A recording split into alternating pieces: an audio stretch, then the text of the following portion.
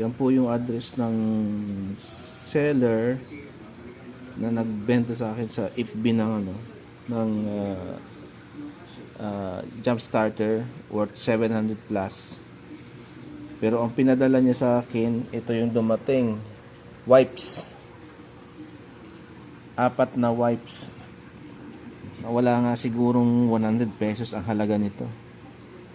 So, ingat po sa lahat ng o-order sa through FB, kasi hindi siya verify, dan talaga karamihan manloloko.